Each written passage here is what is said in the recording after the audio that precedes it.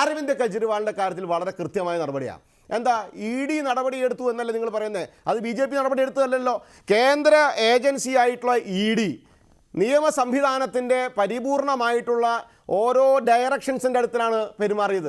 എന്താ അവിടെ ഇന്ന് ഉയർന്നിരിക്കുന്ന സംശയം? അത് മാത്രമല്ല, അതിന്റെ തെളിവുകളും ആം ആദ്മി പാർട്ടി പുറത്തുവിട്ടിട്ടുണ്ട്. ഈ ശരത് ചന്ദ്ര റെഡ്ഡി എന്ന് പറഞ്ഞയാളാണ് മാപ്പുസാക്ഷി എന്ന നിലയിൽ ഈ കേസിലുള്ളത്. ആ ശരത് ചന്ദ്ര റെഡ്ഡിയുടെ കമ്പനിയായ അരവിന്ദ് ഫാർമ, ഇവർ രണ്ടുപേരും കൂടി 60 കോടി രൂപയാണ് തെരഞ്ഞെടുപ്പ് ബോണ്ട് വഴി BJPക്ക് നൽകിയിരിക്കുന്നത്. അപ്പോൾ എനിക്കൊരു ചോദ്യമുണ്ട്, എനിക്കൊന്ന് ചോദിക്കാൻ പറ്റുമോ? ചോദിക്കാം, ഒരു സെക്കൻഡ്. ആദ്യം മൊഴി കൊടുത്തിരുന്നില്ല അരവിന്ദ് കെജ്രിവാളിനെതിരെ, പക്ഷേ അതിനുശേഷമാണ് മൊഴി കൊടുത്തതും മാപ്പുസാക്ഷിയായതും. അതിനിടയ്ക്ക് ഈ ട്രാൻസാക്ഷനും നടന്നു. ഇതാണ് താങ്കളോടുള്ള ചോദ്യം. എന്താണ് വിനോദ്? ഉല്ലാസിനെ എനിക്ക് നേരിട്ട് പരിചയമുണ്ട്. ഞങ്ങൾ ഒരുമിച്ച് ലോ കോളേജിൽ പഠിച്ചവരാണ്. തൃശ്ശൂരിലാണ് ഉല്ലാസിന്റെ വീട്. നമസ്കാരം ഉല്ലാസ്. അതിനുശേഷം ഇപ്പോഴാണ് കാണുന്നത്, വർഷങ്ങൾക്ക് ശേഷം. അങ്ങ് ED പറ്റി വല്ലാണ്ട് സംസാരിച്ചു, ED സ്നേഹത്തെ പറ്റി. അങ്ങ് തൃശ്ശൂരാണ്. എൻ്റെ ഒരു അറിവാണ്, പത്രമാധ്യമങ്ങളിൽ നിന്ന് വന്നതാണ്. ചോദ്യത്തിന് അങ്ങേക്ക് പറ്റുമെങ്കിൽ എൻ്റെ ഉത്തരം തരിക. ഈ ആംഗിൾ ചോദിക്കാത്തതുകൊണ്ട് അങ്ങ് ഉത്തരം നൽകുന്നില്ലെങ്കിൽ വേണ്ട. സർ, കൊടകരയിൽ ഒരു കുഴൽപ്പണ കേസ് ഉണ്ടായി. 3 കോടി രൂപ 4 കോടി രൂപ കർണാടകയിൽ നിന്ന് കൊണ്ടുവന്ന കേസ് കൊടകരയിൽ വെച്ച് ഒരു വ്യാജ ആക്സിഡന്റ് ഉണ്ടാക്കി തട്ടിക്കൊണ്ടുപോയി. 3 കോടി രൂപയാണ് അടിച്ചുകൊണ്ട് പോയത്. ആ കേസിൽ 19 സാക്ഷികൾ BJPയുടെ ആൾക്കാരാണ്. ആ കേസിൽ കുറ്റപത്രം സമർപ്പിക്കപ്പെട്ടിട്ടില്ല. ഇന്നലെ വന്ന വാർത്ത, അതായത് ഇൻവെസ്റ്റിഗേറ്റിംഗ് ഡയറക്ടറായ ഒരു ദാസ്, അദ്ദേഹത്തിന്റെ പേര് അങ്ങനെയാണെന്ന് തോന്നുന്നു, അദ്ദേഹം പറഞ്ഞത്, ആദായനികുതി ഓഫീസറാണ്, അദ്ദേഹം പറഞ്ഞത് പണം കണ്ടെടുത്തതായി അറിവില്ല, അങ്ങനെ ഒരു കേട്ടറിവ് പോലുമില്ല, പണം പോയതായിട്ട് ഒരു അറിവുമില്ല, അവിടെ പണം പോയതായി പറ്റി വാർത്ത ഞങ്ങൾ അറിഞ്ഞിട്ടില്ല എന്ന് പറയുന്നു. കേരള പോലീസ് ഇന്നലെ കൗണ്ടർ ചെയ്തിട്ടുണ്ട്. അവർ പറഞ്ഞത് ആദായ വകുപ്പിനെയും എൻഫോഴ്സ്മെന്റ് ഡയറക്ടറിനെയും ഇലക്ഷൻ കമ്മീഷനെയും ഈ പണം പോയതായി അറിയിച്ചിട്ടുണ്ടെന്ന് പറഞ്ഞിട്ടുണ്ട്. ഇതിൽ നിങ്ങളുടെ BJP നേതാക്കന്മാർ 19 പേർ സാക്ഷികളാണ് ഈ കേസിൽ. ഈ കേസിൽ പണം പോയിട്ടില്ല എന്നൊരു ആരോപണം അല്ലെങ്കിൽ അങ്ങനെ ഒരു സത്യം അങ്ങേക്കുണ്ടോ? ഇനി ഒരു ചോദ്യം കൂടെ, ഇതുകൂടെ, നിയമസഭാ ഇലക്ഷനുമായി ബന്ധപ്പെട്ടായിരുന്നു അന്ന് ഈ പണം പോയതും വന്നതും. കുഴൽപ്പണമായിരുന്നു. നിങ്ങൾ കുഴൽപ്പണം കൊടുത്തു, ഗോവയിൽ കൊടുത്തു എന്നല്ല പറയുന്നേ. അപ്പൊ നിങ്ങളുടെ ഉദ്യോഗസ്ഥർ പറയുന്നു ഇതൊന്നും അറിഞ്ഞിട്ട് പോലില്ല, പണമൊന്നും പോയിട്ടില്ല എന്ന്.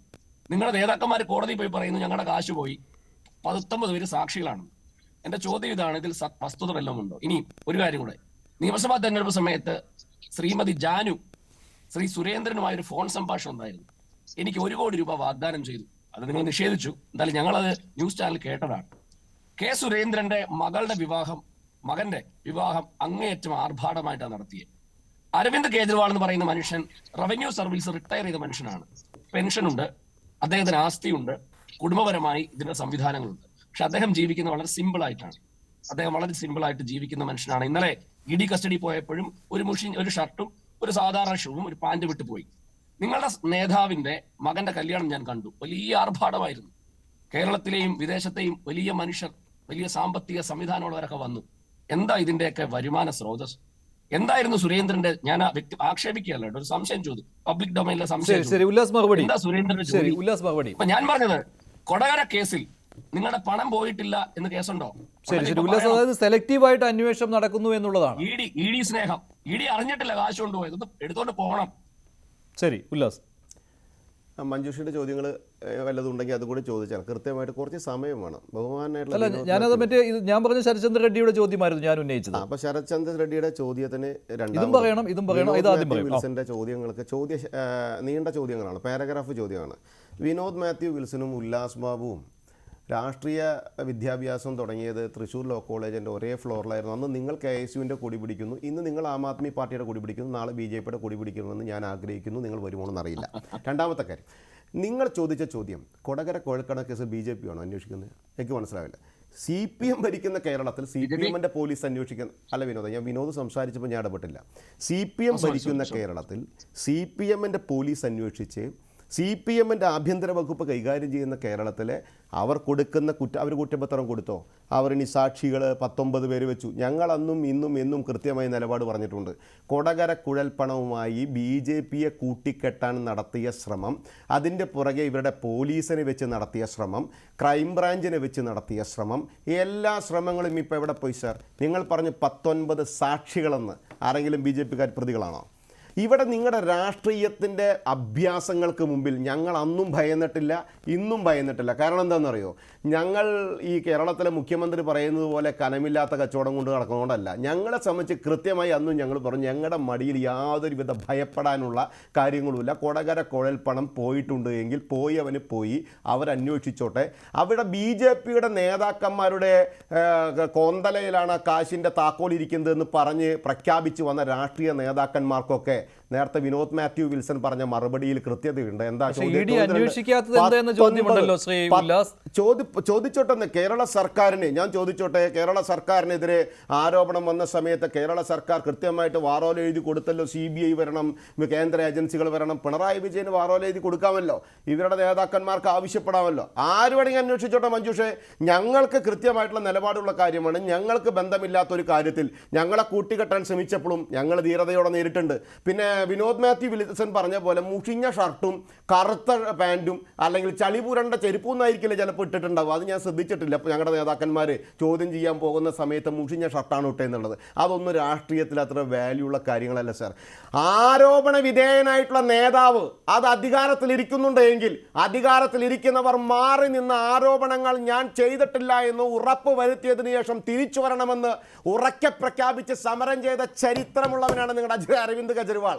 അവനവന്റെ കാര്യം വന്ന് ഈ ആരോപണം വന്ന സമയത്ത് കോടിക്കണക്കിന് ഉറുപ്പിയുടെ കച്ചവടം നടത്തിയെന്ന് അറിഞ്ഞപ്പോ നിങ്ങൾക്കെന്താ ആ പഴയ വാക്കുകൾ വിഴുങ്ങിപ്പോയോ? ഒരു കൊല്ലം 11 മാസവുമായിട്ട് നിങ്ങളുടെ മുഖ്യമന്ത്രിയുടെ കൂടെയുള്ള അനിയൻ എന്താ ഉപമുഖ്യമന്ത്രി കെടുക്കല്ലേ? എന്താ സുപ്രീം കോടതി നിങ്ങളോട് പറഞ്ഞത്? എന്താ ഹൈക്കോടതി നിങ്ങളോട് പറഞ്ഞത്?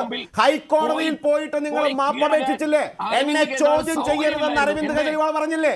എന്തടിസ്ഥാനത്തിലാണെന്ന് എന്നെ ചോദ്യം ചെയ്യരുതെന്ന് പറഞ്ഞത്? ഈ കേരളത്തിലെ അല്ലെങ്കിൽ ഇന്ത്യക്കകത്തെ ഒരു മുഖ്യമന്ത്രി എന്ന് പറയപ്പെടുന്നത് നിയമത്തിന് മേലെയാണെന്ന് നിങ്ങൾ കരുതിയോ? അപ്പൊ നിങ്ങൾക്ക് ഭയമുണ്ട്, ഒളിച്ചു വെക്കാൻ കാര്യമുണ്ട്. നിങ്ങൾ കോടതിയെ പോലെ തന്നെ അന്വേഷണ ഏജൻസിയെ ഭയപ്പെടുന്നു. അപ്പൊ നിങ്ങൾ കോടതിയിൽ പോയി പറഞ്ഞു ചോദ്യം ചെയ്യരുത്, കോടതി എടുത്ത് മാറ്റി വെച്ചു. അല്ലാതെ വിനോദ് ഞാൻ പറഞ്ഞിട്ട് പറയാലോ, വിനോദിന്റെ പ്രസംഗം കേൾക്കാനല്ലോ. വിനോദ് കാര്യം കേൾക്ക്, വിനോദ് കാര്യം കേൾക്ക്. ഞാൻ നിങ്ങൾ പറഞ്ഞ സമയത്ത്, നിങ്ങൾ ആരോപണം ഉന്നയിച്ച സമയത്ത് കൃത്യമായി പറഞ്ഞില്ലേ, എന്റെ സംസ്ഥാന അധ്യക്ഷന്റെ കല്യാണത്തെ ഒരു ചുക്കും ചുണ്ണാൻ അറിയാത്ത വിനോദ് വേഷം കെട്ട് കാണിച്ച സമയത്തും ഞാൻ മിണ്ടാതിരുന്ന എന്റെ സംസ്കാരം അത് താങ്കൾ കാണിക്കണമെന്നാണ് ഒരു സുഹൃത്ത് എന്ന രീതിയിൽ എനിക്ക് പറയാനുള്ളത്. അത് മഞ്ജുഷ ഇടപെടേണ്ട കാര്യമാണ്. ഞാൻ പറയാനുള്ള കാര്യങ്ങൾ കേൾക്കാനുള്ള മനസ്സുണ്ടെങ്കിൽ നിങ്ങൾക്ക് എന്നോട് ചോദ്യത്തിനുള്ള ഉത്തരം കഴിയട്ടെ. വിനോദ് ആ ചോദ്യത്തിനുള്ള ഉത്തരം കഴിയട്ടെ. രണ്ട് കാര്യങ്ങൾ കൂടി ഉല്ലാസ് മറുപടി പറയും. ഒന്ന്, കെ സുരേന്ദ്രന്റെ മകന്റെ വിവാഹ കാര്യമാണ്. അത് അങ്ങനെ ഒരു ആരോപണം വിനോദ് ഉന്നയിച്ചതുകൊണ്ടാണ്. രണ്ട്, ഈ ശരത്ചന്ദ്ര റെഡ്ഡി എങ്ങനെ BJPയുടെ ഏജന്റായി എന്നതിനെ കുറിച്ച് അതൊക്കെ അതിനു മുന്നേ എന്റെ പറഞ്ഞ കാര്യങ്ങളൊന്ന് പറഞ്ഞോട്ടെ. അതിന്റെ ഇടയിൽ വിനോദ് കെ സുരേന്ദ്രന്റെ വിഷയമാണ്. മറ്റേതിൽ താങ്കൾ മറുപടി പറഞ്ഞു കഴിഞ്ഞു. ഇല്ല മഞ്ജുഷേ, മറുപടി കഴിഞ്ഞിട്ടില്ലല്ലോ. വിനോദിന്റെ അഭ്യാസം എന്ന് പറയപ്പെടുന്നത് ഞാൻ പറയുന്ന കാര്യങ്ങൾ പ്രേക്ഷകർ കേൾക്കരുത് എന്ന ഉദ്ദേശ ലക്ഷ്യമാണ്. അത് രാഷ്ട്രീയമാണ്. ആ രാഷ്ട്രീയത്തിന് എനിക്ക് മറുപടി പറയണ്ടേ? ഹൈക്കോടതിക്കകത്ത് എന്നോട് ചോദ്യം ചെയ്യരുത് എന്ന് അരവിന്ദ് കെജ്രിവാൾ കൈക്കൂപ്പി പറഞ്ഞപ്പോൾ ഹൈക്കോടതി ചോദിച്ചത് എന്താ? ചോദ്യം ചെയ്താൽ എന്താ തെറ്റ്? എന്നെ അറസ്റ്റ് ചെയ്യുമെന്ന് ഭയമുണ്ട്, ഇത്യാദി അറസ്റ്റ് തടയണം. ഹൈക്കോടതി തടഞ്ഞോ? ഇത്യാദി കാര്യങ്ങളൊക്കെ സമൂഹത്തിന് മുമ്പിലില്ലേ? 1 കൊല്ലവും 11 മാസത്തോളവുമായിട്ട് ഇവരുടെ ഉപമുഖ്യമന്ത്രി ജയിലിലില്ലേ? എന്തെങ്കിലും ഒരു കണ്ടന്റ് ഇല്ലാതെ ഇന്ത്യൻ നീതിന്യായ വ്യവസ്ഥയ്ക്കകത്ത് ഇത്ര കാലം പിടിച്ചിടാൻ സാധിക്കുമോ? വിനോദ് ഒരു കാര്യം മനസ്സിലാക്കേണ്ടത്, നിങ്ങൾ മറ്റൊരു ഉന്നയിച്ചു, ഒരു രാഷ്ട്രീയ നേതാവായിട്ടുള്ള എൻ്റെ പ്രസിഡന്റായിട്ടുള്ള ശ്രീ കെ സുരേന്ദ്രൻ, വിനോദ് അദ്ദേഹത്തിൻ്റെ മകൻ്റെ കല്യാണവുമായി ബന്ധപ്പെട്ട് മഞ്ജുഷ അതിൽ പറഞ്ഞൊരു തെറ്റുണ്ട്. അതാണ് വിനോദ് മാത്യു വിൽസന്റെ ആരോപണം. വിനോദ് മാത്യു വിൽസനല്ല ആർക്ക് പണി ആരോപണം വെച്ചോട്ടെ. വേറെ പണിയും തൊഴിലും ഇല്ലെങ്കിൽ സുരേന്ദ്രൻ, ഞാൻ വിനോദിന് പണി തൊഴിലില്ല എന്നല്ല കേട്ടോ ഞാൻ പറഞ്ഞത്.